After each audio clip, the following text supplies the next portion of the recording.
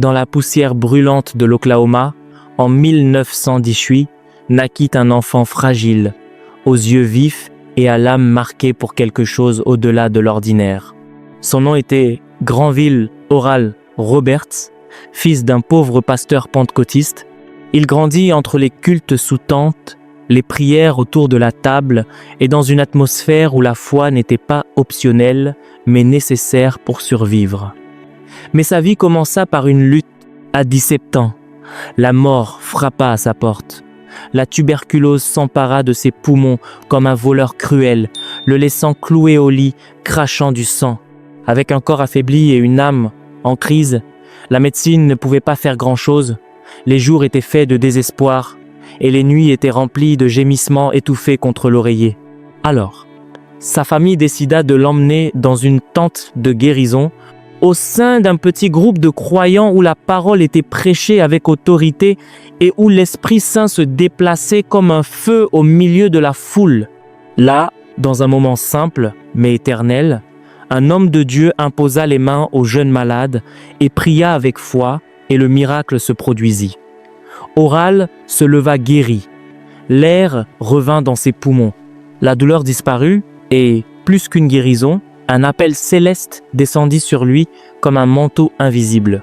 Il raconta lui-même avoir entendu clairement la voix de Dieu lui dire « Tu prêcheras l'évangile et tu prieras pour les malades et j'étendrai ma main pour les guérir. » C'est là, entre larmes et gloire, que cet enfant malade se transforma en un homme marqué par le surnaturel. Depuis ce jour, Oral savait que sa vie ne lui appartenait plus. Il avait été guéri, mais pas seulement pour vivre. Il avait été guéri pour servir. Cette expérience allait devenir le fondement de tout ce qui viendrait ensuite. Les foules, les guérisons, les miracles. Tout naîtrait de ce lit de maladie, de ses retrouvailles avec la miséricorde divine. Le garçon qui avait failli mourir allait devenir l'un des plus grands évangélistes de guérison de l'histoire moderne, et il ne l'oublierait jamais. La main qui m'a guéri est la main qui m'a envoyé. N'oubliez pas de vous abonner et regardez la vidéo jusqu'à la fin. Après sa guérison miraculeuse, Oral Roberts ne reprit pas simplement sa vie comme si de rien n'était. Quelque chose en lui avait changé pour toujours. C'était comme si ses os brûlaient d'une urgence divine. La voix de Dieu qu'il avait entendue lors de sa guérison se répétait dans son esprit « Tu prêcheras l'évangile et tu prieras pour les malades. » Mais comment un jeune homme pauvre, sans éducation formelle, pourrait-il obéir à un appel aussi grand? Avec humilité et crainte, il se lança dans l'étude de la parole. Il prêchait partout où on le laissait faire, parfois dans de petits groupes ruraux, d'autres fois au coin des rues, sous le regard indifférent des passants. Pourtant, il y avait en lui quelque chose qui captivait l'attention. C'était l'autorité invisible de quelqu'un qui avait vu la gloire et y avait survécu. Pendant cette période, Oral Roberts commença à développer une routine intense de prière. Il disait qu'il ne pouvait pas prêcher sans avoir ressenti au préalable la présence de Dieu. Il jeûnait fréquemment et était convaincu que le pouvoir de guérison ne venait pas de lui, mais de l'Esprit Saint qui habite ceux qui croient. Un jour, le moment arriva qui allait tout changer. Lors d'une petite réunion, une femme âgée fut amenée devant. Elle marchait avec difficulté depuis des années, souffrant de douleurs chroniques et de limitations pour se déplacer. Oral savait que c'était l'instant où tout serait mis à l'épreuve. Soit Dieu l'avait réellement appelé, soit il rentrerait chez lui, couvert de honte. Avec des mains tremblantes, mais une foi ferme, il imposa les mains sur elle et pria avec une foi simple, directe, sans cri, au nom de Jésus-Christ, le Fils de Dieu, soit guéri. Rien ne se passa pendant quelques secondes, jusqu'à ce que la femme commence à pleurer, puis, à la stupeur générale, elle commença à marcher normalement. Oral resta sous le choc, tout le monde l'était, mais là naissait un ministère qui allait incendier le monde. Ce fut le premier miracle public d'une longue série à venir. Cette nuit-là, en rentrant chez lui, il ne put dormir.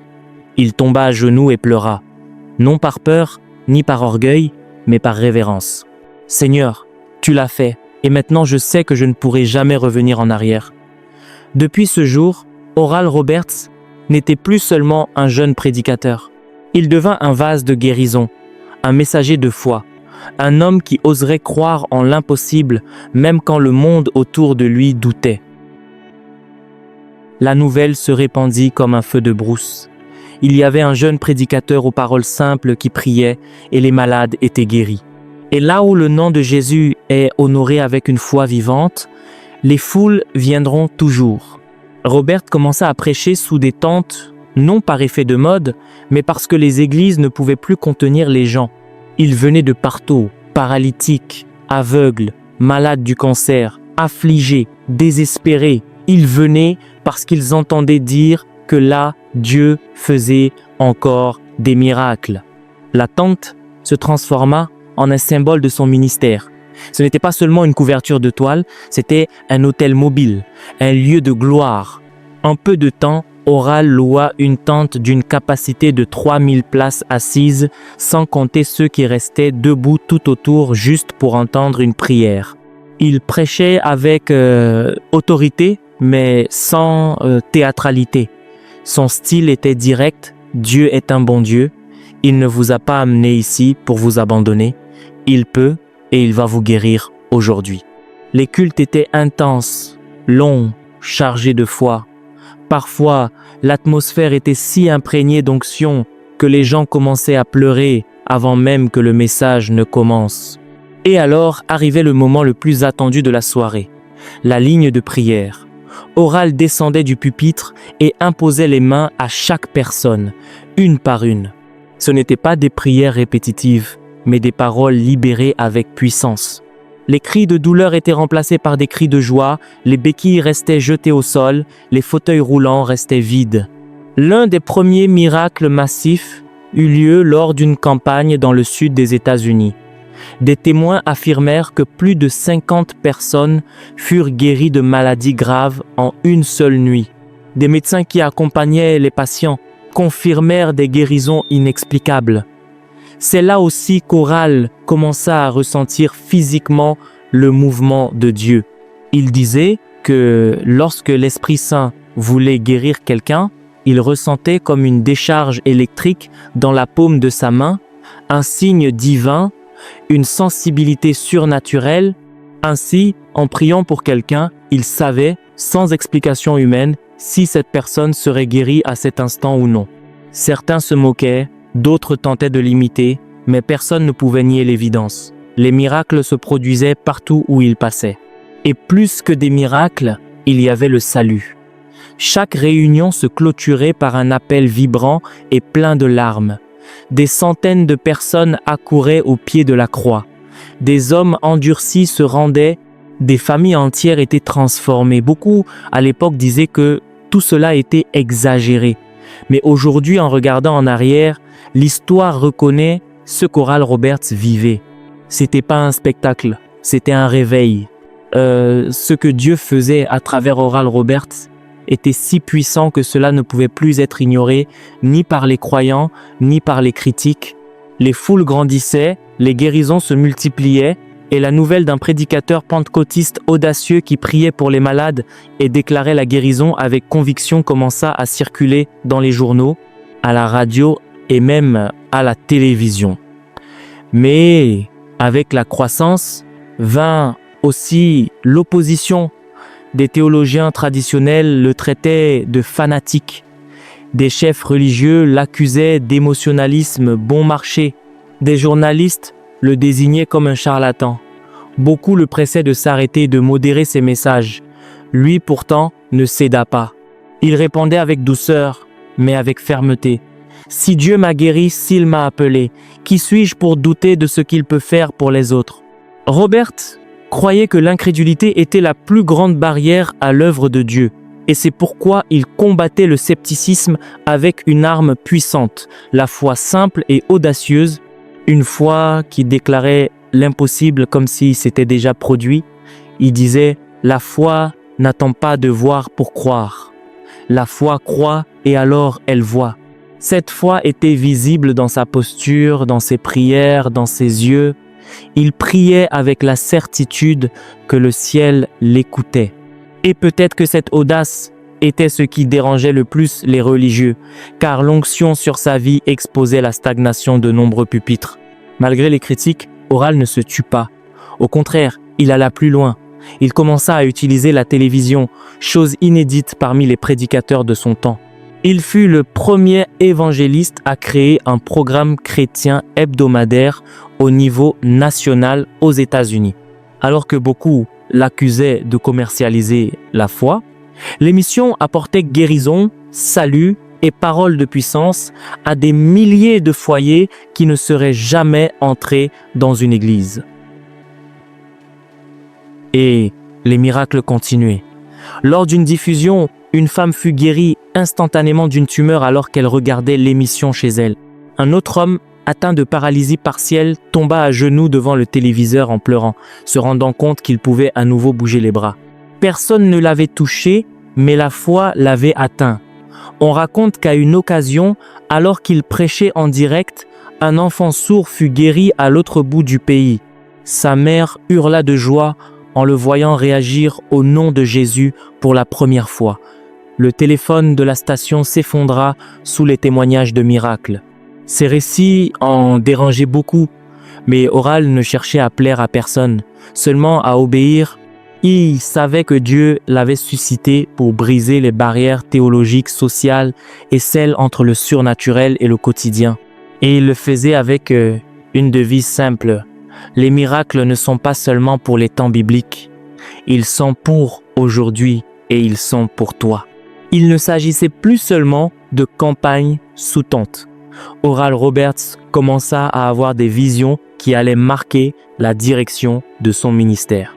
On raconte que lors de l'une de ses nuits solitaires, après une croisade, il priait et cherchait une direction pour l'avenir. Soudain, il sentit que l'atmosphère changeait.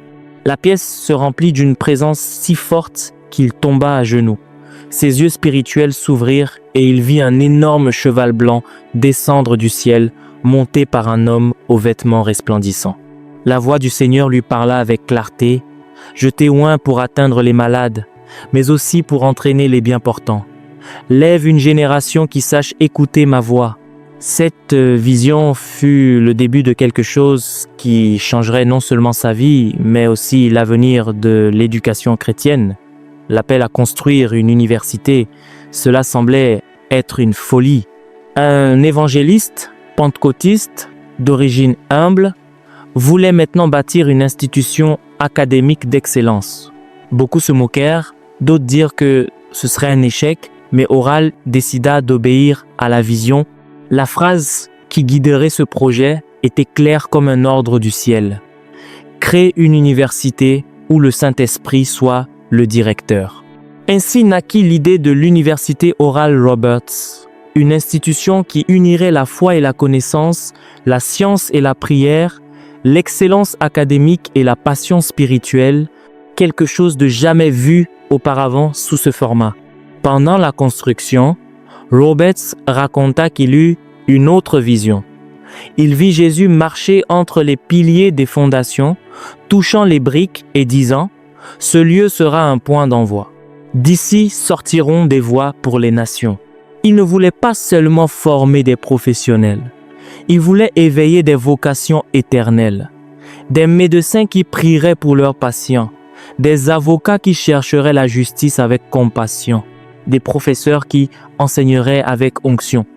Il voyait l'université comme un grenier de réveil et, alors que la construction avançait, les visions ne s'arrêtaient pas. On raconte qu'une nuit, il vit en vision des milliers de jeunes de toutes races et de toutes langues avec une Bible dans une main et un diplôme dans l'autre. Il marchait à travers les villes et les nations en proclamant « Nous sommes les enfants du réveil ». Ces visions poussèrent Oral à persévérer, même quand les ressources manquaient, quand les critiques augmentaient et quand tout semblait impossible.